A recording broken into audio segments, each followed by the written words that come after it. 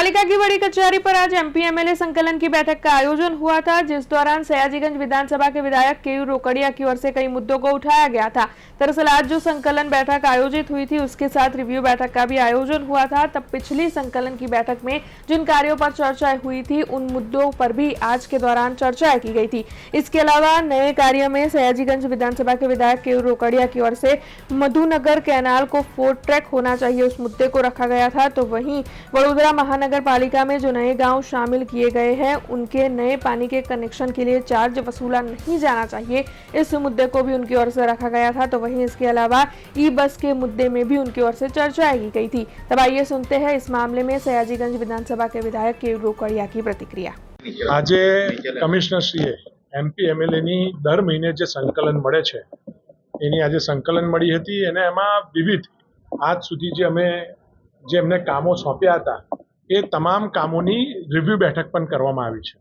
एटले के अमारा जे कामो विस्तारनी अंदर धारासभ्यश्रीनी ग्रांटमांथी जे चालू काम छे, पछी 80-20 रोड रस्ता होय, गटर लाइन होय, पाणीनी लाइन होय, आ तमाम कामो केटला पहोंच्या छे अने जे पाछली संकलનમાં અમે મુદ્દા લીધા હતા, જેમ કે 54 નંબરની ટીપીની માપણીની વાત હોય, બોરિયા તળાવ અને લક્ષ્મીપુરા તળાવના ડેવલપમેન્ટની વાત હોય કે મધુનગર 4 રસ્તાથી કરોડિયા તરફના રોડ રસ્તા એનું ડિમાર્કેશન આની વાત હોય, આ તમામ કામોનું કેટલી જગ્યા પર અપગ્રેડેશન થયું છે, પહોંચ્યું છે, છાણી લિનિયર પાર્ક એની એજન્સી ફાઇનલ થઈ કે નહીં, આ તમામ કામો અમે આજે ચર્ચામાં લીધા છે।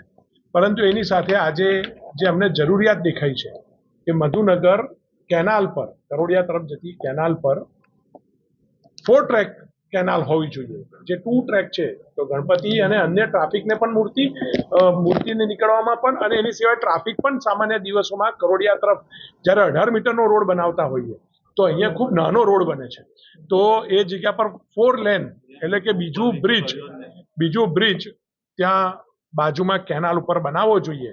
એ આજે અમારી મુખ્ય માગણી છે। જે ગામો નવા સમાયા છે એ ગામોની અંદર આપણે જે જૂના પાણીના કનેક્શનો હોય તો એ નવા જ્યારે કોર્પોરેશન પાણી આપે છે તો એના નવા કનેક્શન ચાર્જ ભરીને નવી લાઈન નાખવામાં આવે છે।